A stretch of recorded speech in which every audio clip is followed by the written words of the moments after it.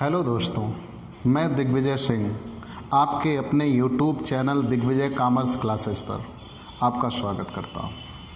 हम corporate accounting के issue of share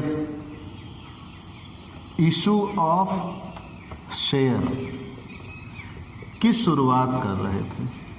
हमने इशू ऑफ शेयर्स में आपको कुछ बेसिक चीज़ें भी समझाई थी, जैसे सबसे पहले सोल ट्रेड आया, सोल ट्रेड के बाद साझेदारी आई, साझेदारी के बाद कंपनी आई, कंपनी जानने के बाद आपने उससे संबंधित अंश के बारे में जाना।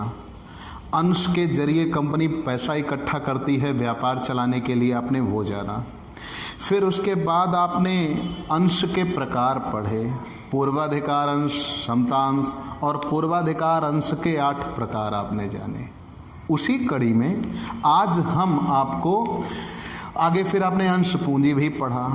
उसी कड़ी में आज हम आपको बताने चल रहे हैं श्वेत समतांश, स्वेट इक्विटी, श्वेत समता, श्वेत समता, श्वेत कहीं कहीं प्रोनाउंसिएशन के तौर पर इसे स्वीट बोला जाता है, कहीं कहीं इसे श्वेद कहा जाता है, लेकिन आप जानते रहिए श्वेत समता। श्वेत समतांश होते क्या हैं आप ये जान लीजिए, चूंकि हमने इसे इसलिए अलग से बताना चाहा कि इसकी डेफिनेशंस कम मिलती हैं, और दूसरी चीज़ यह है एग्ज़ाम की दृष्टि से ये बहुत मोस्ट इम्पॉर्टेंट क्वेश्चंस हैं, हर साल ये पेपर में आते हैं, तो उसके लिए आप इसे ज़रूर जानिए। और चूंकि हम पूर्वाधिकार अंश और समतांश बता चुके थे, तो यहाँ भी अंश शब्द लगा हुआ है, इसलिए हमने इसे डिस्क्राइब करना चाहा। तो श्वेत समतांश कहते किसे हैं? तो श्वेत समतांश से आशय, ध्यान दीजिएगा, एक तरफ से डेफिनेशन पे हम चलते हैं। श्वेत समतांश से आशय कंपनी अधिनियम 2013, कंपनी अधिनियम 2013 की सेक्शन 2 की सब सेक्शन 88, कंपनी अधिनियम 2013 की धारा 2 की उपधारा 88 में श्वेत समतांशों को परिभाषित किया गया है। श्वेत समतांश की परिभाषा के बारे में कहा गया है कि श्वेत समता अंश से आशय उन अंशों से है जो कंपनी अपने कर्मचारियों को, संचालकों को उनकी बौद्धिक कुशलता आदि के प्रयोग के बदले में, जब कभी कंपनी नकदी पर ना देकर किसी अन्य तरीके से, लेकिन ध्यान रहे कटौती पर भी दिए जा सकते हैं, अगर अंश का निर्गमन करती है तो उसे श्वेत समतांश कहते हैं। परिभाषा थोड़ी लंबी है, थोड़ा फिर से हम इसे डिस्क्राइब करते हैं। कंपनी अधिनियम 2013 की धारा 2 की उपधारा 88 में ये कहा गया है श्वेत समता अंश से आशय उन अंशों से है जो कंपनी अपने कर्मचारियों को या संचालकों को उनकी बौद्धिक कुशलता के प्रयोग के बदले में कटौती पर और नकदी के अतिरिक्त किसी अन्य प्रतिफल के लिए जब देती है, उसे ही श्वेत समतांश कहते हैं। मतलब जब कभी कंपनी श्वेत समतांश का निर्गमन करेगी, ये कटौती पर दिए जाएंगे, लेकिन उसके बदले में उनसे नकद पैसा नहीं लिया जाएगा। जैसे कोई कर्मचारी हमारी कंपनी में काम कर रहा है, तो जब हमारी कंपनी में काम कर रहा है तो हम उसकी बुद्धि, कह लीजिए बौद्धिक कुशलता का प्रयोग कर रहे हैं, उसके बदले में अगर हम उसे अंश दें, कटौती पर दें, तो उस कर्मचारी के लिए प्राप्त अंश श्वेत समतांश कहलाएंगे, श्वेत इक्विटी कहलाएंगे। डेफिनेशन तैयार हो जाने के बाद इसके कुछ और लक्षण भी हैं। क्या किसी भी परिस्थितियों में या किसी को भी श्वेत समता दिया जा सकता है? तो मैंने अभी कहा कि कंपनी अधिनियम 2013 की धारा 2 की उपधारा 88 में यह कहा गया है कि श्वेत समता कंपनी अपने कर्मचारियों को, संचालकों को उनकी बौद्धिक कुशलता के प्रयोग के बदले में देती है। मतलब uses of mental abilities of employees and directors, जब कभी एम्प्लॉयज और डायरेक्टर्स के हम मेंटल एबिलिटी को इस्तेमाल करते हैं, उसके बदले में उनको शेयर देंगे, डिस्काउंट्स पर देंगे या किसी अदर देन कैश कंसिडरेशन के लिए देंगे, तब वो स्वेट इक्विटी कहलाएंगे। इसके कुछ प्रोविजंस बनाए गए हैं, लक्षण बनाए गए हैं या कह लीजिए प्रावधान बनाए गए हैं। जैसे कभी भी कंपनी अगर श्वेत समतांश का निर्गमन करना चाहे तो इसके पूर्व कंपनी की सभा में या कह लीजिए जो वर्ष की सामान्य सभा होती है, साधारण सभा होती है, ऑर्डिनरी मीटिंग जो होती है, उस साधारण सभा में एक विशेष प्रस्ताव पास होना चाहिए। विशेष प्रस्ताव किसे कहेंगे? उपलब्ध सदस्यों की संख्या उस मीटिंग में अगर 3/4 मतलब 75% अगर उसके पक्ष में हैं तो विशेष प्रस्ताव पास होता है, और उस विशेष प्रस्ताव के पास हो जाने के बाद ही श्वेत समता का निर्गमन किया जा सकता है, उसके पहले श्वेत समता का निर्गमन नहीं किया जा सकता। तो अगर कोई भी कंपनी श्वेत समतांश का निर्गमन करना चाहे तो निर्गमन के 1 वर्ष के मतलब उस कभी भी निर्गमन तभी कर सकती है जबकि वो अपनी विशेष प्रस्ताव लेके आए। बिना विशेष प्रस्ताव लाए वो श्वेत समता का निर्गमन नहीं कर सकती। दूसरा, क्या कोई भी कंपनी श्वेत समता का निर्गमन कर सकती है? नहीं। जिस कंपनी को स्थापित हुए, स्टेबल हुए, पंजीकृत हुए, रजिस्टर्ड हुए 1 वर्ष से ज़्यादा समय बीत चुका है, वही श्वेत समता का निर्गमन कर सकती है। कोई अन्य कंपनी श्वेत समता का निर्गमन नहीं कर सकती।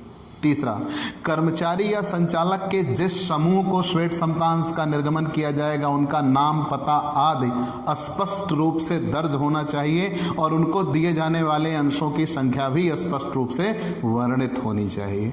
कौन से अंश दिए गए, किस तरीके से दिए गए और कितने दिए गए, इनकी डिटेल होनी चाहिए। और चौथा यह है कि कोई भी कंपनी अगर अपने अंशों को निर्गमित करती है वो भी श्वेत समता के रूप में, तो वो सेबी के यहाँ स्टॉक एक्सचेंज की जो द्वितीय अनुसूची है उसमें लिस्टेड होना चाहिए, तभी उनका निर्गमन हो सकता है, अन्यथा उनका निर्गमन नहीं हो सकता। तो उम्मीद है आपको श्वेत समतांश के बारे में सारी डिटेल पता लग गई। इससे ज़्यादा इसमें कुछ भी नहीं है। एक फ्लैशबैक के तौर पर मैं आपको पुनः बता देता हूँ। श्वेत समतांश से आशय उस अंश से है जो कंपनी अपने कर्मचारियों को या संचालकों को उनकी बौद्धिक कुशलता के प्रयोग के बदले में नकदी के अतिरिक्त देगी और डिस्काउंट पर देगी, उन अंशों को श्वेत समतांश कहते हैं। श्वेत समतांश के बारे में मैंने 4 लक्षण बताए कि श्वेत समतांश तभी दिए जा सकते हैं जबकि कंपनी की सामान्य सभा में विशेष प्रस्ताव पास हो। दूसरा, श्वेत समतांश का निर्गमन तभी कंपनी कर सकती है जबकि उसे रजिस्टर्ड हुए 1 वर्ष से अधिक समय बीत चुका हो। और तीसरा, श्वेत समता अंश तभी निर्गमित किए जाएंगे या उनको निर्गमित किए जाएंगे जिनका नाम, पता रजिस्टर्ड में आदि दर्ज होना चाहिए और जितने दिए जाए अंश उनके पूरे ब्यौरे वहां पर मौजूद हों। और चौथा कि जब कभी कंपनी श्वेत समतांश का निर्गमन करेगी तो ये वे अंश होंगे जो स्टॉक एक्सचेंज की सूची 2 में लिस्टेड होंगे, तभी उनका निर्गमन किया जाएगा, अन्यथा निर्गमन नहीं किया जा सकता। ये सारी बातें कंपनी अधिनियम 2013 की धारा 2 की उपधारा 88 में वर्णित है, मेंशन है।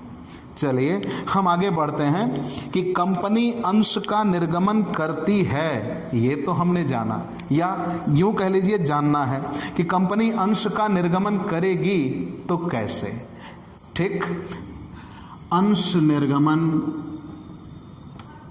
या अंशों का निर्गमन, issued of share. How many types of issued of share? अंश का निर्गमन कहते किसे हैं, या अंशों का निर्गमन कितने तरीके से हो सकता है, उस चीज को इश्यू ऑफ शेयर्स,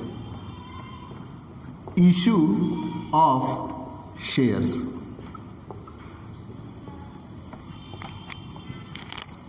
आइए, अंश का निर्गमन, इश्यू ऑफ शेयर्स। पहले तो ये जानिए निर्गमन शब्द क्यों कहा जाता है, विक्रय क्यों नहीं कहा जाता। सपोज करो मैं एक कंपनी हूं, अगर मैं एक कंपनी हूं और मुझे व्यापार संचालित करने के लिए पैसा चाहिए, तो पैसा पाने के लिए मैं एक प्रपत्र बाजार में लेके आऊंगा जो कोई भी व्यक्ति मुझसे जुड़ा होगा या जुड़ना चाहेगा, मेरी नीतियों से संतुष्ट होगा, वो उस प्रपत्र को ले सकता है और उसके बदले में मुझे पैसे देगा। तो अगर किसी व्यक्ति ने मुझे पैसे दिए और मुझसे वो डॉक्यूमेंट्स हासिल किए तो वो उसके लिए अंश कहलाए, वो उसके लिए संपत्ति है और मेरे लिए दायित्व है। लेकिन मुद्दा ये बना, मेरे लिए दायित्व क्यों? क्योंकि आज मैंने उससे उतना पैसा हासिल किया है और उसे अपना वो डॉक्यूमेंट्स दिया है। इन फ्यूचर 2 साल, 10 साल, 20 साल या जब कभी हमारी कंपनी बंद होगी तब हम उसके द्वारा दी गई राशि उसको वापस करेंगे। और जब तक हम उसके द्वारा दी गई राशि उसको वापस नहीं कर देते तब तक उसे एक निश्चित दर से या वर्ष के अंत में लाभ कमाने के बाद हम उसे लाभांश देते रहेंगे। तो चूंकि ये कंपनी आज पैसा लेती है और उसके बदले में उसको लाभांश देना होता है, और इन फ्यूचर कंपनी अपना शेयर वापस ले लेगी और उसकी कैपिटल वापस कर देगी, इसलिए इसमें निर्गमन शब्द कहा जाता है, ना कि विक्रय। सामान्यतः हम किसी दुकान से अगर कोई सामान खरीदते हैं तो उसका प्रतिफल हम पूरा चुका दिए होते हैं, तो वो वस्तु हमारी हो जाती है, मालिकाना हक या स्वामित्व कह लें हमारा होता है। लेकिन अंश में क्या होगा? निर्गमन कहा जाता है कि वास्तविक स्वामी कंपनी ही रहेगी। कंपनी ने अपने अंश को आपको दिया, आपने अपने पैसे उसको दिए। इन फ्यूचर कंपनी आपकी राशि आपको वापस करेगी और अपना शेयर आपसे वापस ले लेगी, इसलिए उसे निर्गमन कहा जाता है। और अंश का निर्गमन कितने तरीके से हो सकता है? 3 तरीके से हो सकता है। अंश का निर्गमन 3 तरीके से हो सकता है। सबसे पहले अंश का निर्गमन सममूल्य पर, इश्यूड एट पार। अंश का निर्गमन प्रीमियम पर, इश्यूड एट प्रीमियम। और अंश का निर्गमन कटौती पर, इश्यूड एट डिस्काउंट, कटौती पर। इश्यूड एट पार, इसे एट पार बोलेंगे, इसे एट प्रीमियम बोलेंगे और इसे एट डिस्काउंट बोलेंगे, इसे एट डिस्काउंट बोलेंगे। एक तरफ से आता है, मान लीजिए कंपनी अंश का निर्गमन करना चाहे। ध्यान देना बच्चों, मैंने ये कहा कि अगर कंपनी ने अपने व्यवसाय को चलाने के लिए पैसा पाना है तो उस पैसे को पाने के लिए कंपनी जो प्रपत्र बाजार में लाती है उस प्रपत्र को ही हम क्या कहते हैं? अंश कहते हैं। चलिए मान लिया। अब अगर अंश कंपनी जारी करेगी तो किस पर, किस कीमत पर? तो वहीं से 3 प्रकार से इसकी परिभाषा बन जाती है, issued at par, issued at premium, issued at discount. At par किसे कहेंगे? जब कभी कंपनी अपने अंश को उनके अंकित मूल्य पर ही जारी करे, जब कभी कंपनी अपने अंश को उनके अंकित मूल्य पर ही जारी करे, मतलब जितने रुपए का वो अंश होगा, शेयर होगा, उसकी वैल्यू उस पर दर्ज होगी, लिखी होगी, और जितनी उसकी वैल्यू लिखी है, फेस वैल्यू, उसी फेस वैल्यू पर ही उसको इश्यूड किया जाए, ना उससे कम लिया जाए ना उससे ज़्यादा लिया जाए। जैसे एक एग्जांपल देते हैं आपको। मान लीजिए किसी कंपनी के अंश की कीमत 100 रुपये है और कंपनी ने अपने शेयर को जब जनता के लिए ऑफर किया तो 100 रुपये का शेयर 100 रुपये में देने का प्रस्ताव किया, उसे सम मूल्य पर निर्गमन कहेंगे, इश्यूड एट पार कहेंगे। हम इश्यूड एट प्रीमियम पे आते हैं। जब कभी कंपनी अपने अंश को उनके अंकित मूल्य से अधिक पर निर्गमन करती है, फिर ध्यान दीजिएगा, जब कभी कंपनी अपने अंश को उनके अंकित मूल्य से अधिक पर निर्गमित करती है तब उसे हम प्रीमियम पर निर्गमन कहते हैं, प्रब्याज पर निर्गमन कहते हैं, इश्यूड एट प्रीमियम। बेसिकली जब कभी कंपनी अपने शेयर्स को उनकी फेस वैल्यू से ज़्यादा पर इश्यूड करे। जैसे एक उदाहरण देते हैं, मान लीजिए कंपनी के शेयर की कीमत 100 रुपये है और 100 रुपये का शेयर देके कंपनी उससे 110 रुपये ले, 120 रुपये ले, 130 रुपये ले, तब उसे हम क्या कहेंगे? प्रीमियम पर निर्गमन कहेंगे। ये कौन सी कंपनियां करती हैं? मुख्यतः जिन कंपनियों की गुडविल ज़्यादा होती है, एक रेपुटेड ओनर होती हैं, जिनकी प्रसिद्धि दूर दूर तक फैली हुई है, बाज़ार में जिनकी एक हनक चल रही हो, तो वो अपनी कंपनियां जब भी शेयर इशूड करती हैं वो गुडविल उनकी ज़्यादा होने की वजह से उसको प्रीमियम पर इशूड करती हैं। और वो कौन से शेयर होंगे जो सबसे महंगे प्रीमियम पर होंगे? वो शेयर जो सबसे महंगे प्रीमियम पर जाते हैं, लगभग 300% प्रीमियम पर, उन्हें ब्लू चिप शेयर कहा जाता है। मतलब 100 रुपए के शेयर 300 रुपये प्रीमियम, टोटल उनकी वैल्यू बन जाएगी 400 रुपये की। अच्छा, देयता इसमें क्या होगी?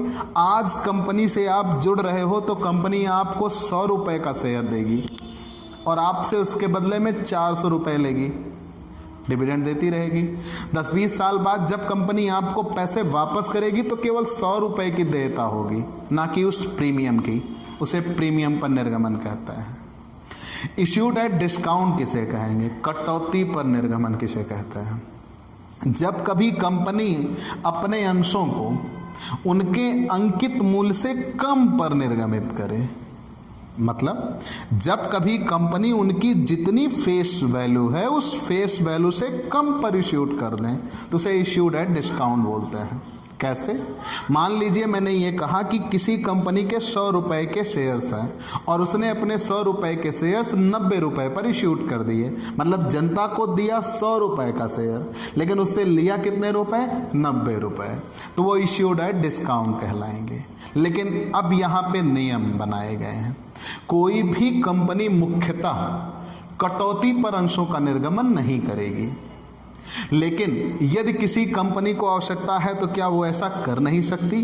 कुछ विशेष परिस्थितियां हैं। यदि उन विशेष नियमों का पालन किया जाए तो कोई भी कंपनी अंशों का निर्गमन कटौती पर कर सकती है, लेकिन उसके लिए कुछ विशेष बातों का ध्यान में रखना होगा। जैसे कंपनी एक सामान्य सभा में विशेष प्रस्ताव पास कराएगी और विशेष प्रस्ताव पास करके ही अंश का निर्गमन कटौती पर किया जा सकता है। दूसरा, कोई भी कंपनी अगर अंश का निर्गमन करती है वो भी कटौती पर, तो उस पर सबसे बड़ी कटौती 10% की होगी, उससे ज़्यादा की कटौती नहीं दी जा सकती। मतलब 100 रुपये का शेयर होगा तो ज़्यादा से ज़्यादा 10% कटौती, मतलब 90 रुपये तक आप देंगे। अगर उससे ज़्यादा कटौती पर आप इशूट करना चाहते हो तो आपको केंद्र सरकार की अनुमति लेनी होगी।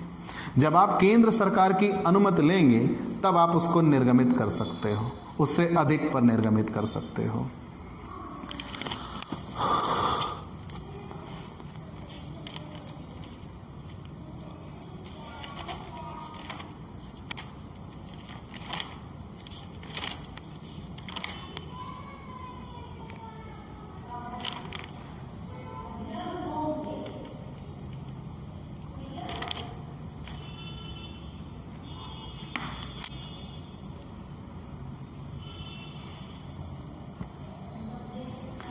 अगर कोई भी कंपनी बट्टे पर अंशों का निर्गमन करना चाहे तो बट्टे पर निर्गमन केवल उसी कंपनी या उसी प्रकार के अंशों का निर्गमन किया जा सकता है जो कि पहले निर्गमित किए जा चुके हैं।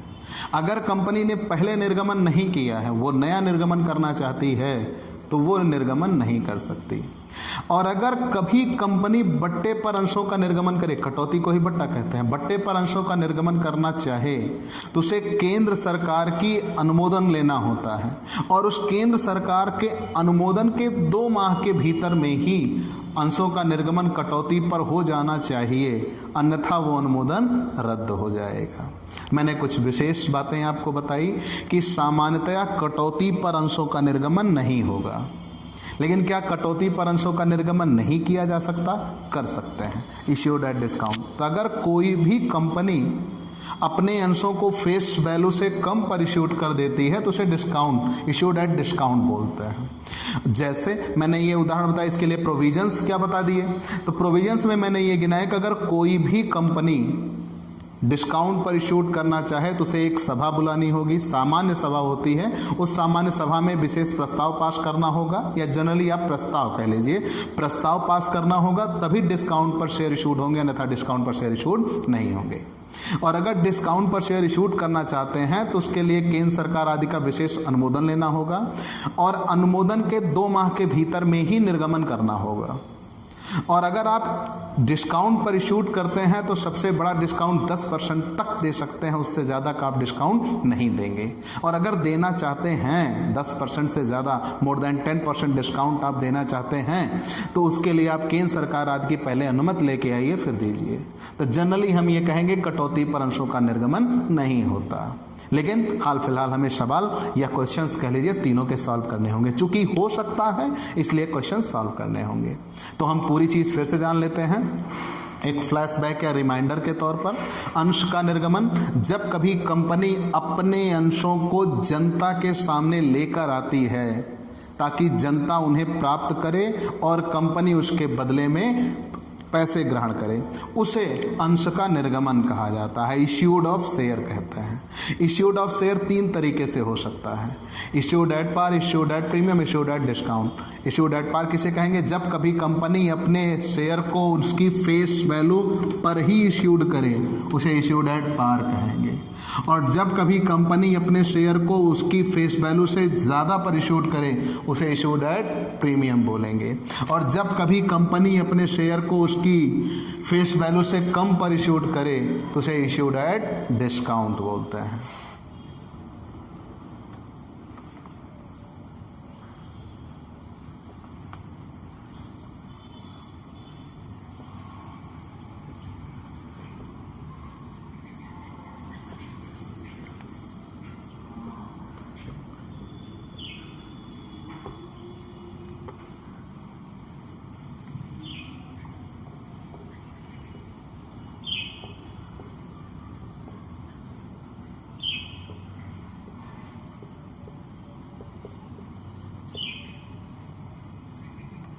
अंश निर्गमन प्रक्रिया।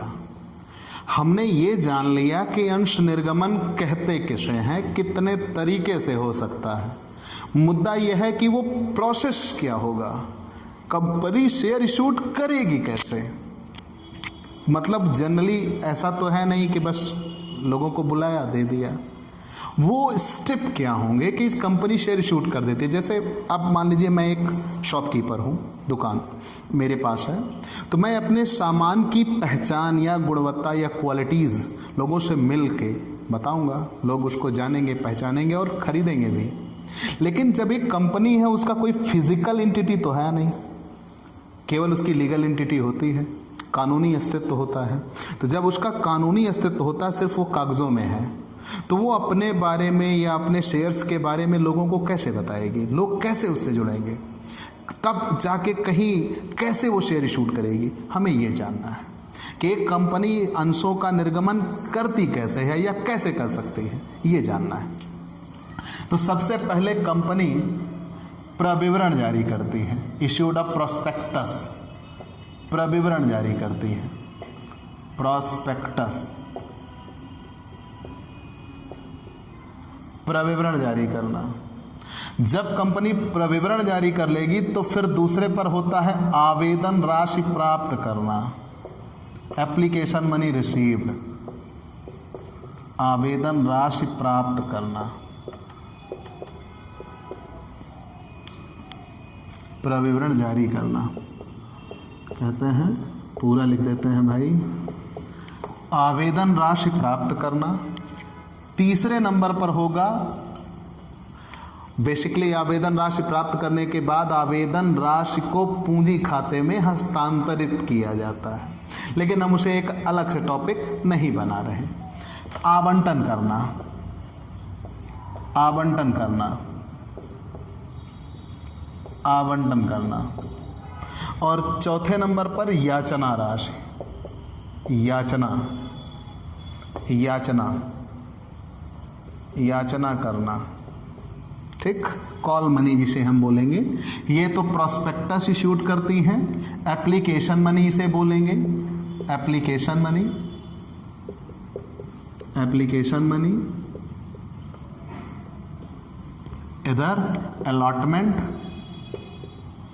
अलॉटमेंट, और इसे कॉल्स, कॉल मनी, कॉल्स कह लीजिए, कॉल मनी। एक तरफ से आते हैं। मान लीजिए कंपनी को अंश का निर्गमन करना है, तो तो सबसे बड़ी चीज़ ये कि कंपनी सबसे पहले अपने बारे में लोगों को बताए, हम इस जगह बने हैं, इस उद्देश्य के लिए स्थापित हुए हैं। जब तक कंपनी अपने बारे में नहीं बता देती तब तक लोग उससे जुड़ेंगे कैसे? तो इन सारी बातों के मद्देनज़र सबसे पहले कंपनी अपना एक प्रॉस्पेक्टस जारी करती है, प्रविवरण जारी करती है। उस प्रविवरण में सर्वप्रथम कंपनी अपने बारे में बताती है कि हम इस नाम से बने हैं, हमारा इस स्टेट में कार्यालय है, हमारा ये उद्देश्य है और इस तरीके किस योजना से लेकर हम बाज़ार में आए हैं, इतने इतने रुपए के शेयर इशू करेंगे और जो हमारी इन योजनाओं से संतुष्ट हो वो हमसे जुड़ सकता है और जुड़ने के लिए वो हमारे शेयर्स ले सकता है। इन सारी बातों के मद्देनज़र वो प्रॉस्पेक्टस जारी करेगी। उसी प्रॉस्पेक्टस में इन बातों का जिक्र होगा और उसी प्रॉस्पेक्टस के अंतिम पन्नों में एक एप्लीकेशन फॉर्म लगा होगा और उसमें ये वर्णित होगा कि अगर आप हमारे प्रॉस्पेक्टस में दी गई बातों से संतुष्ट हैं तो आप एप्लीकेशन फॉर्म लेकर भर दीजिए और एप्लीकेशन मनी कंपनी के बैंक अकाउंट में जमा कर दीजिए। अब मुद्दा ये बना, ये पॉइंट ऑफ व्यू था कंपनी का। अब सपोज करिए हम एक कंपनी है और आप एक जनता, तो मैंने शेयर इशूट किया। जब मैंने शेयर इशूट करना चाहा तो उसके लिए सबसे पहले मैंने प्रॉस्पेक्टस जारी किया, मैंने अपने बारे में लोगों को बताया। तो उस प्रॉस्पेक्टस में मैंने अपने सारे बिंदुओं को स्पष्ट किया। प्रॉस्पेक्टस पढ़ने के बाद आपको ये लगा कि नहीं, इस कंपनी से नहीं जुड़ना चाहिए, आप अलग हो गए। आपने प्रॉस्पेक्टस पढ़ा, आपने प्रॉस्पेक्टस वहीं रख दिया। अब हमारे और आपके बीच में कोई भी ट्रांजैक्शन नहीं हुआ, कोई लेन देन नहीं हुआ। लेकिन कहीं अगर ऐसा होता कि आपने प्रॉस्पेक्टस पढ़ा और प्रॉस्पेक्टस पढ़ने के बाद आप हमारी नीतियों से संतुष्ट हुए तो ये कहा गया कि चलो ठीक है, हम कंपनी से जुड़ना चाहते हैं, तो आप एप्लीकेशन फॉर्म भर के जमा करिए। एप्लीकेशन मनी के साथ जब आप एप्लीकेशन फॉर्म भर के जमा करिए और एप्लीकेशन मनी कंपनी के बैंक अकाउंट में जमा कर दीजिए, तब आपके और कंपनी के बीच में एक संबंध बन गया और वहीं से जर्नल एंट्रीज की शुरुआत होती है। तो हम सबसे पहले ये कहते हैं प्रविवरण जारी होता है। प्रविवरण के ही अंतिम पन्नों में एक सूचना या कह लीजिए एक फॉर्म लगा होगा जिसमें आप एप्लीकेशन फॉर्म बोल सकते हैं और भर के जमा करना होता है। लेकिन क्या कंपनी अब प्रॉस्पेक्टस जारी ना करे तो क्या अंशों का निर्गमन नहीं किया जा सकता? बिल्कुल किया जा सकता है। अगर कंपनी ने प्रॉस्पेक्टस जारी नहीं किया तो वो 3 दिन पहले स्थानापन्न प्रविवरण जारी करना उसे अनिवार्य होता है। लेकिन बेसिकली आप ये मानिए कि प्रॉस्पेक्टस जारी करना होगा। वो अदर चीज़ें हैं, कंपनी ला के लिए रखी है उसको, तो कंपनी प्रविवरण जारी करती है। प्रविवरण के अंतिम पन्नों में एप्लीकेशन फॉर्म लगा होगा, एप्लीकेशन फॉर्म भर के आप जमा कर दीजिए और कंपनी से आपके ट्रांजैक्शन शुरू हो जाएंगे या यूँ कह लीजिए आपके और उनके संपर्क बन जाएंगे। फिर सबसे पहले अब आपने आवेदन फॉर्म भरा, आवेदन राशि कंपनी के खाते में जमा कर दिया। कंपनी कोई भी अकाउंट्स या कोई भी ट्रांजैक्शंस कह लीजिए इन कैश नहीं करती। कंपनी कोई भी ट्रांजैक्शन करेगी वाया बैंक करेगी, अपने बैंक खाते में करेगी। तो कंपनी के बैंक खाते में आपने एप्लीकेशन मनी पोस्ट कर दी तो कंपनी को वो एप्लीकेशन मनी मिल गई। अब इसके लिए क्राइटेरिया क्या बनेगा? कंपनी सबसे पहले एक लाइन ओपन करती है कि इतने समय से इतने समय तक, बेसिकली कुछ दिन डिसाइड किए गए होंगे कि इस दिन से लेकर इस दिन तक कोई भी एप्लीकेशन दे सकता है और हम उसको शेयर्स देंगे। तो उस क्लोजिंग डेट तक जितने एप्लीकेशन आ चुके होते हैं उनको फिर शेयर अलॉट किए जाते हैं। चलिए ये इतना जान लिया। तो एप्लीकेशन मनी मिल गई। एप्लीकेशन मनी मिलने के बाद अब कंपनी उनको बुलाएगी शेयर देने के लिए। जब कंपनी उनको शेयर देने के लिए बुलाती है तो उसे अंश का आवंटन कहते हैं, अलॉटमेंट ऑफ शेयर कहते हैं। अच्छा, अलॉटमेंट इसे क्यों कहा गया? देना क्यों नहीं कहा गया? बांटना क्यों कहा गया? कारण यह है कि मैंने कहा था कि कंपनी के अंशों की संख्या करोड़ों में हो सकती है, लाखों में हो सकती है।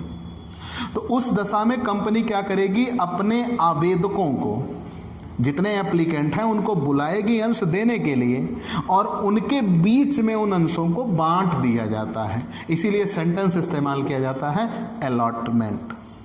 फिर अलॉटमेंट करने के बाद कंपनी उनसे कॉल मनी मांगती है, क्योंकि मैंने कल भी जिक्र किया था कि कंपनी कोई भी पैसा पाएगी तो वो इकट्ठा नहीं लेगी। मान लो कंपनी के 100 रुपए के शेयर हैं और कंपनी इस 100 रुपए के शेयर का पैसा लेती है, तो वो कुछ पैसे एप्लीकेशन पर, कुछ पैसे अलॉटमेंट पर, कुछ फर्स्ट कॉल पर, कुछ फाइनल कॉल पर, इस तरीके से करके पैसा लेगी, इस तरीके से करके पैसा लेगी। तो सपोज करिए एप्लीकेशन पर कंपनी ने 100 रुपए में से 25 रुपए मांगे, अलॉटमेंट पर 30 रुपए मांगे, फिर फर्स्ट कॉल पर 20 रुपए मांगे और फाइनल कॉल पर 25 रुपए मांगे, तब ये जाके कहलाएगा कि पहले एप्लीकेशन मनी मिली।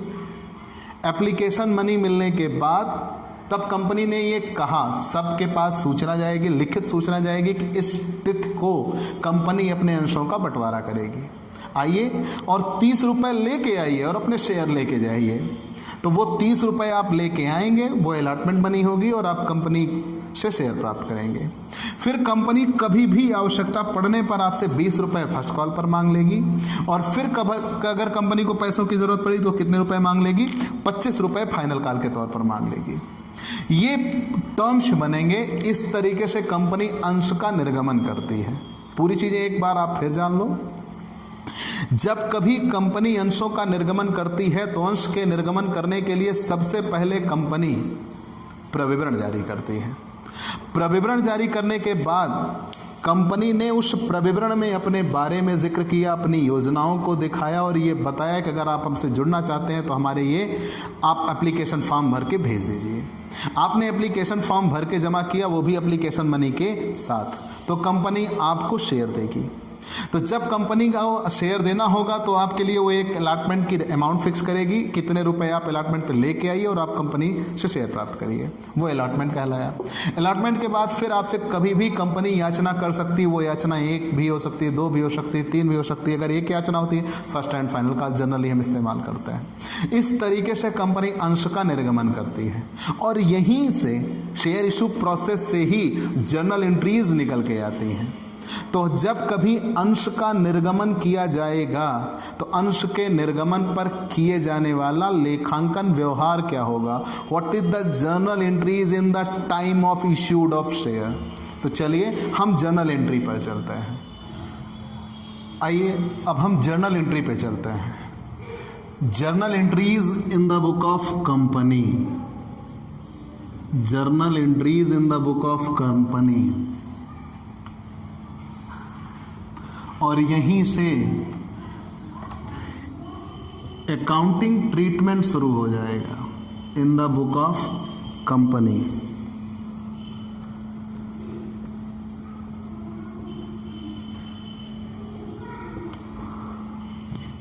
हम एक फॉर्मेट बना लेते हैं जर्नल का, जो कि आप क्लास 11 से पढ़ते चले आए हैं, याद होगा आपको।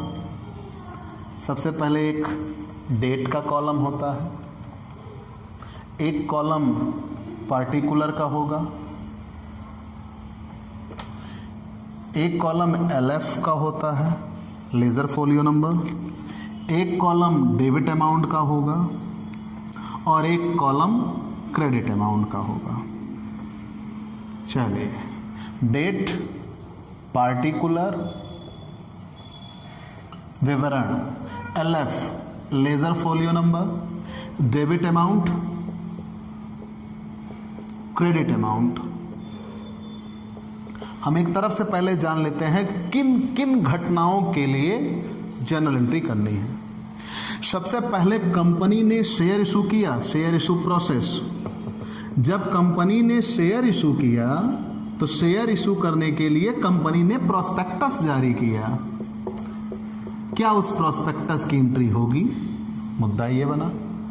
प्रोस्पेक्टस जारी करने के बाद उस प्रोस्पेक्टस में एप्लीकेशन फॉर्म था, आपने एप्लीकेशन फॉर्म पढ़ा, देखा, नहीं फिलअप किया, तब एंट्री होगी।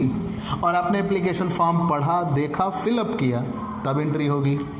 अब मुद्दा ये बना, हम आएंगे अलॉटमेंट पर। अलॉटमेंट पर क्या जर्नल एंट्रीज की जाएंगी।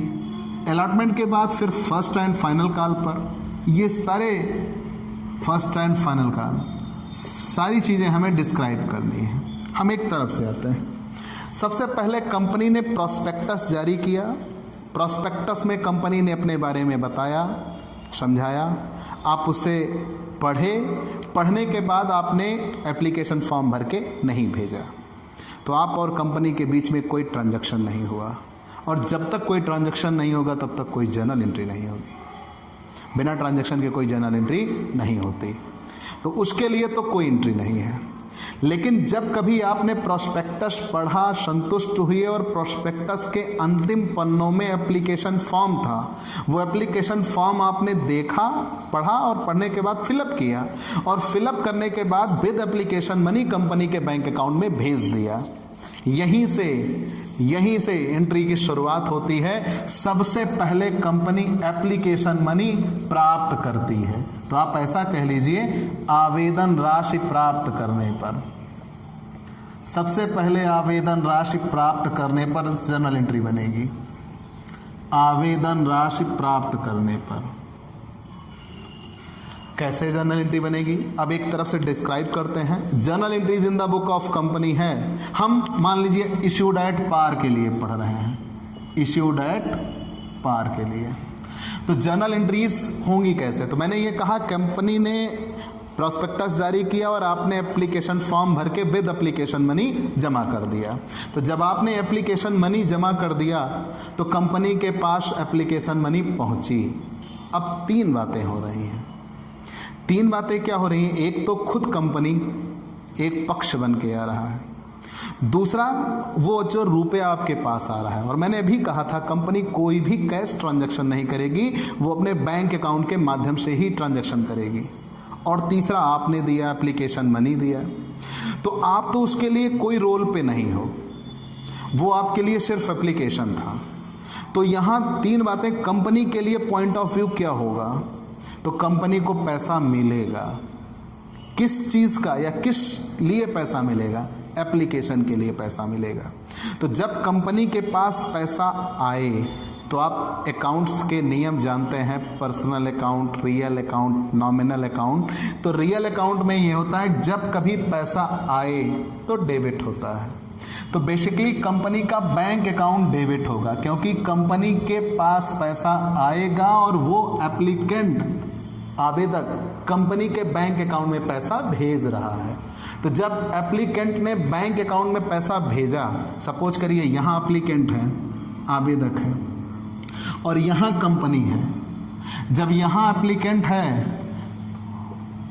और यहाँ कंपनी है, एप्लीकेंट ने एप्लीकेशन मनी भेज दी तो कंपनी के बैंक अकाउंट में पैसा आया। जैसे ही कंपनी के बैंक अकाउंट में पैसा आया तो bank account debit to share application, share application, share application account. अब मुद्दा ये बनता है यहाँ नरेशन लिखना, क्या नरेशन लिखना कंपलसरी है? अवध यूनिवर्सिटी के लिए नहीं है, लेकिन यदि आप अच्छी आदतें बनाना चाहो तो आप बना सकते हो। लेकिन हाल फिलहाल अभी हम स्टार्टिंग में आपको नरेशन लिखना सिखा दे रहे हैं।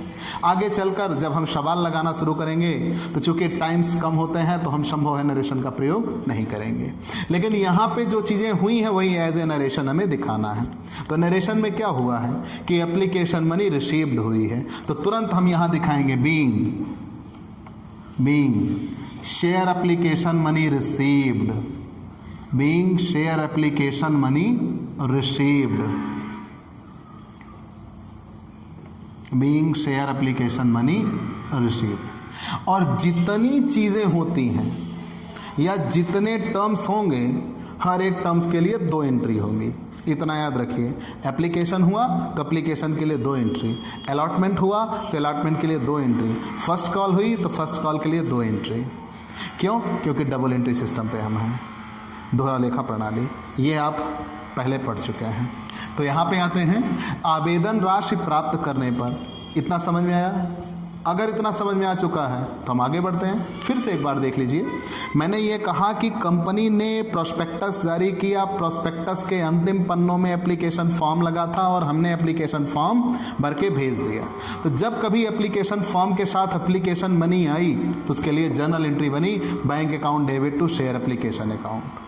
अब कंपनी यही शेयर एप्लीकेशन का पैसा उठाकर अपनी कैपिटल में ट्रांसफर करेगी। अगर कंपनी इसको कैपिटल में ट्रांसफर ना करे तो कंपनी को पैसा मिला, भूल जाएंगे वहां से, तो फिर बात आगे ही नहीं बढ़नी। तो कंपनी एप्लीकेशन का पैसा उठा के शेयर कैपिटल में ट्रांसफर करेगी। तो इसे कहा जाता है पूंजी खाते में या अंश पूंजी, पूंजी खाते में हस्तांतरित करने पर, पूंजी खाते में हस्तांतरित करने पर। तो एंट्री क्या होगी भैया? Share application account debit, share application account debit, share application account debit to share capital account, to share capital account. Narration क्या लिखेंगे? बीइंग, जो कुछ हुआ वही दिखा दीजिए। और एक बात, जब आपने ये कहा कि एप्लीकेशन का पैसा कैपिटल में ट्रांसफर होगा, यहां पे हम दिखा देते हैं, शेयर एप्लीकेशन का पैसा शेयर कैपिटल में ट्रांसफर होगा, तो चूंकि यहां दोहरा लेखा प्रणाली है, यहां एक बार वो क्रेडिट हो चुका है, तो यहां क्या होगा? डेबिट होगा। और कैपिटल हमेशा क्रेडिट होती है, विशेष परिस्थितियों में डेबिट भी हो सकती है, लेकिन जब कंपनी व्यापार, क्यों क्रेडिट होती है? क्योंकि कंपनी को हमेशा उस कैपिटल को वापस करना होगा, ये कंपनी के लिए लायबिलिटी बनती है, इसलिए हमेशा कैपिटल क्रेडिट होती है। तो बीइंग, हम नरेशन दिखाते हैं, शेयर कैपिटल को शेयर कैपिटल में ट्रांसफर किया गया, तो बीइंग एप्लीकेशन मनी ट्रांसफर या share application money, being application या शेयर एप्लीकेशन लिखिए, ज़्यादा बेहतर होगा। Being share application money, share application money transfer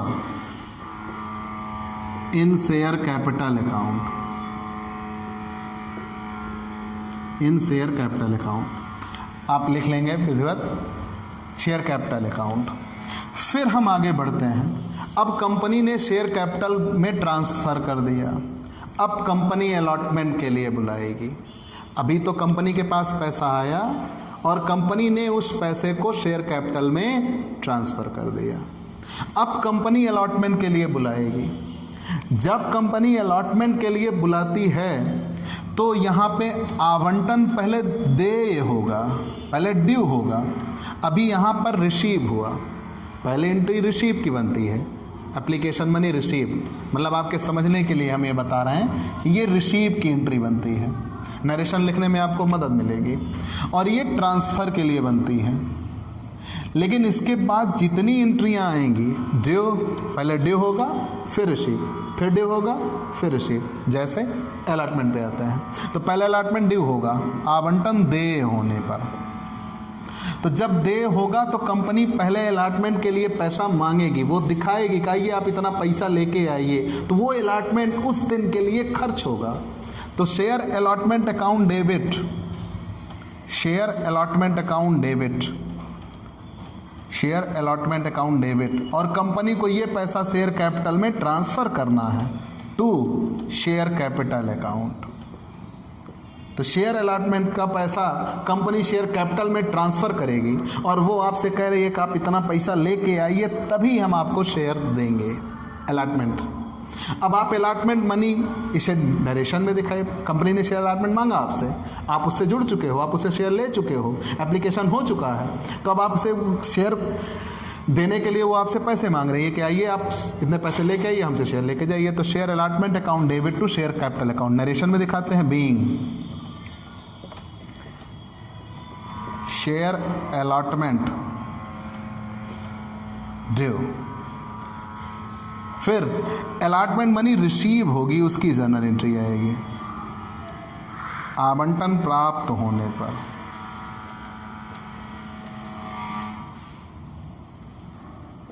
आवंटन प्राप्त होने पर, तो जब आपको आवंटन मिल जाएगा, मतलब उस अंशधारी ने जिसको शेयर लेना है, एप्लीकेंट तो वो था, अब वो शेयर लेने के लिए आपके पास आएगा तो उतनी अलॉटमेंट मनी लेके आएगा जितनी मांगी गई है। तो ये मांगी गई उसकी जर्नल एंट्री है। तो आप जनरली ऐसे याद करिए, जब एप्लीकेशन मिलेगा bank account debit to share application, जब एप्लीकेशन को ट्रांसफर करना होगा शेयर कैपिटल में तो share application account debit to share capital, फिर जब अलॉटमेंट ड्यू होगा तो share allotment account debit to share capital, और जब अलॉटमेंट मिल जाएगा तो bank account debit to share allotment, bank account debit to share allotment, being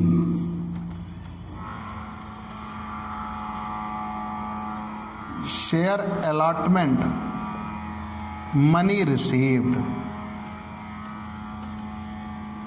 being share allotment money received. इसके बाद हम आगे अन्य जर्नल एंट्रीज पर चलेंगे। चलिए उधर चलते हैं। आवंटन प्राप्त हो जाने के बाद, पहले ये 4 एंट्रियां बन चुकी हैं। एप्लीकेशन के लिए 2 एंट्री, अलॉटमेंट के लिए 2 एंट्री। अब हम फर्स्ट कॉल पर चलते हैं। भाई बोर्ड थोड़ा छोटा है, उस आधार पर मान लीजिए हम थोड़ी यहाँ जगह बनाते हैं।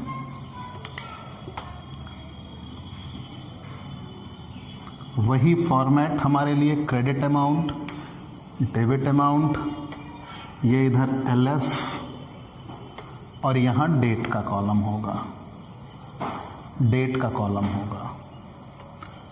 वो आप जान ही रहे हैं, date, particular, LF, debit amount, credit amount. तो जब अलॉटमेंट मिल चुका, अलॉटमेंट मिलने के बाद अगली प्रक्रिया शुरू होगी प्रथम याचना की, फर्स्ट कॉल मनी की। मैंने पहले ही कहा प्रोस्पेक्टस जारी हुआ, प्रोस्पेक्टस जारी होने के बाद एप्लीकेशन भर के हमने जमा किया एप्लीकेशन मनी के साथ। तो पहली एंट्री एप्लीकेशन मनी के लिए हुई। फिर एप्लीकेशन मनी के बाद उसको एप्लीकेशन मनी को कैपिटल में ट्रांसफ़र किया गया। फिर share first and final call के लिए हम आए और अलॉटमेंट के लिए आए। तो अलॉटमेंट पर शेयर अलॉटमेंट पहले ड्यू होगा, फिर अलॉटमेंट रिसीव्ड होगा। अलॉटमेंट रिसीव्ड हो जाने के बाद हम प्रथम याचना पर आएंगे। तो पहले आवेदन हुआ, आवेदन राशि प्राप्त हुई, आवेदन राशि को पूंजी खाते में भेज दिया। याचना मांगी गई, वो आवंटन मांगा गया और आवंटन मिल गया। अब बारी आई याचना की। तो याचना पहले देय होगी। प्रथम याचना देय होने पर, प्रथम याचना देय होने पर, तो पहले जब कॉल मनी ड्यू होगी तो share first call account debit, क्योंकि ये कंपनी के लिए उस दिन तक खर्च होगा। कंपनी ने पैसा मांगा कि आप प्रथम याचना के पैसे हमें इतना दीजिए, क्योंकि कंपनी शेयर दे चुकी है, कंपनी के लिए ये खर्च होगा। Share first call account debit, और इस पैसे को कंपनी कैपिटल में भेजेगी टू शेयर कैपिटल अकाउंट। हम नरेशन के तौर पर क्या दिखाएं? मैंने पहले ही कह रखा है कि पहले नरेशन रिसीव्ड का, फिर ट्रांसफ़र का, फिर due receive, due receive, due receive, इसी क्रम में हम बढ़ेंगे। तो यहाँ हमें लिखना होगा being share first call money due, being share first call due कह सकता है। फिर यही प्रथम याचना जो की गई है वो पैसा मिलेगा। तो जब प्रथम याचना के पैसे रिसीव्ड होंगे तब एंट्री क्या बनानी होगी? प्रथम याचना प्राप्त होने पर, प्रथम याचना प्राप्त होने पर, प्रथम याचना प्राप्त होने पर। तो जब प्रथम याचना प्राप्त होगी तो एंट्री बनानी होगी bank account debit to share first call, to share first call. यहां में लिखना होगा बीइंग, हुआ क्या? Share first call received, share first call received. ये जर्नल एंट्री के तौर पर दिखाया जाता है। फिर ध्यान रहे, अब जैसे शेयर फर्स्ट कॉल की एंट्री हुई, सेम ऐसी ही प्रविष्टियां, अगर शेयर सेकंड कॉल है तो उसके लिए, शेयर फाइनल कॉल है तो उसके लिए, जैसे जैसे याचनाएं दिखती जाएंगी वैसे वैसे एंट्रियां बढ़ती जाएंगी। जैसे हमने यहाँ दिखाया है share first call account debit to share capital account और bank account debit to share first call account, ये फर्स्ट कॉल के लिए है। तो उस जगह पे हो जाएगा share final call account debit to share capital account. और फिर bank account debit to share final call. जब ये प्रविष्टियां आप दिखा चुके होंगे तो मैंने पहले ही आपसे कहा आप एक तरफ से जर्नल एंट्रीज याद करिए। जब आप जर्नल एंट्रीज याद करने के लिए आगे बढ़ेंगे तो आपको सबसे पहले दिखाना होगा एप्लीकेशन। एप्लीकेशन के लिए 2 entry, bank account debit to share application, फिर उसके बाद जब पैसा शेयर एप्लीकेशन का पैसा शेयर कैपिटल में ट्रांसफर किया जाएगा तो share application account debit to share capital account. फिर हम शेयर अलॉटमेंट पे आए, share allotment account debit to share capital account, फिर जब पैसा मिलेगा तो bank account debit to share allotment account. फिर हम चले शेयर फर्स्ट कॉल पर, तो share first call account debit to share capital account और bank account debit to share first call account. Same ऐसी ही प्रविष्टि मैं लिख नहीं रहा हूं, शेयर फाइनल कॉल के लिए होगी। Share final call account debit to share capital account और bank account debit to share final call account. चलिए इतना हमने जान लिया। जब कभी अंश निर्गमन व्यय प्रश्न में दिया हो तब क्या होगा? मान लीजिए यही प्रश्न हो और अंश निर्गमन व्यय दिए हो तब एंट्री क्या होगी? तो अंश निर्गमन व्यय के लिए प्रविष्टियां होती हैं share issue expense account debit, share issue expense account debit to bank, share issue expense account debit to bank account. तो being share issue expense, being share issue expense, being share issue expense paid. ध्यान रहे share issue expense होते क्या हैं? कोई भी company जब अंश को निर्गमित करती है तो अंश के निर्गमित करने पर उसके कुछ खर्च होते हैं। उन खर्चों को कंपनी इन्हीं प्राप्तियों में से, जो यहाँ पैसा मिला बैंक अकाउंट, जो यहाँ पैसा मिला बैंक अकाउंट, जो यहाँ पैसा मिला बैंक अकाउंट, उन्हीं पैसों से उसको खर्च करती है। तब उस जगह पे एंट्री दिखानी होगी share issue expense account debit to bank account. और ध्यान रहे इन फ्यूचर जब हम बैलेंस शीट बनाएंगे वहाँ इसका रोल बढ़ जाएगा। जैसे ये शेयर इशू एक्सपेंस तब तक बैलेंस शीट में दिखते रहेंगे जब तक ये राइट ऑफ ना हो जाए, और आगे चल के जब हमें प्रीमियम अकाउंट मिलेगा, सिक्योरिटी प्रीमियम में पैसा मिलेगा, उस सिक्योरिटी प्रीमियम से इसको राइट ऑफ किया जाएगा। तो ये तो जर्नल एंट्रीज थी इशूड एट पार। आपको ऐसी ही जर्नल एंट्री पढ़नी होगी इशूड एट प्रीमियम। आप इसकी स्क्रीनशॉट भी ले सकते हो, स्क्रीनशॉट ले लीजिए। हम आगे बढ़ते हैं।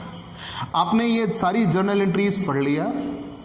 जब ये सारी जर्नल एंट्रीज पढ़ लिया, कोई भी क्वेश्चंस आप अटेम्प्ट करोगे, आप एक तरफ से सारी journal entries issued at par के लिए करोगे। उसके बाद अगर मान लीजिए क्वेश्चन इशूड एट प्रीमियम है तो प्रीमियम फेस वैल्यू से एक्स्ट्रा होता है और वो क्लियरली क्वेश्चन में मेंशन्ड होगा कि प्रीमियम इस जगह पे है। जैसे कभी कभी क्वेश्चंस आपको ऐसे भी मिलेंगे कि प्रीमियम एप्लीकेशन के साथ होगा। तो जब प्रीमियम एप्लीकेशन के, ये चीज़ें रूल में नहीं आती बेटा, तो सॉरी, हम आपको एक साथ सिखा रहे हैं, आपको इन्हें समझना होगा। तो मान लीजिए जब प्रीमियम एक साथ मिले तो एप्लीकेशन के, तो जब प्रीमियम एप्लीकेशन के साथ मिलता है तो यहाँ एंट्री बन जाएगी bank account debit to share application, और जब यहां दिखाएंगे share application account debit to share capital account to security premium. मतलब कहीं भी अलॉटमेंट होगा या यूं कह लें हम प्रीमियम होगा तो प्रीमियम हमेशा शेयर कैपिटल के नीचे होगा। लेकिन अगर कोई क्लियरली मेंशन ना हो तो प्रीमियम को हम सदा अलॉटमेंट पर जुड़ा हुआ मानते हैं। और याद रखिएगा प्रीमियम कहीं भी दिखाया जाएगा तो विद सिक्योरिटी प्रीमियम दिखाया जाएगा। अब तो क्लियरली ये कहा जाता है सिक्योरिटी प्रीमियम रिजर्व अकाउंट दिखाया जाएगा। तो ये तो मैंने जस्ट इंट्रोडक्शन दिखा दिया कि यहाँ पे जब आप आएंगे शेयर अलॉटमेंट ड्यू होगा तो share allotment account debit to share capital account, यहीं पे शेयर कैपिटल के ठीक नीचे सिक्योरिटी प्रीमियम दिखाना होगा। जो आप हमारी अगली वीडियोस में देखेंगे तब हम आपको क्लियर एंट्री बताएंगे सिक्योरिटी प्रीमियम के लिए एंट्रीज क्या होंगी और सिक्योरिटी और डिस्काउंट के लिए प्रविष्टि क्या होगी और उसको बैलेंस शीट में हम कैसे दिखाएंगे, ये हम आपको अगले वीडियोस में बताएंगे। तब तक के लिए आपसे ये अनुरोध है कि आप अपने इस YouTube channel Digvijay commerce classes को ज़्यादा से ज़्यादा सब्सक्राइब करिए और ज़्यादा से ज़्यादा लोगों को शेयर करिए और पढ़ाई को दोगुने मज़े के साथ पढ़िए। तब तक के लिए बाय बाय।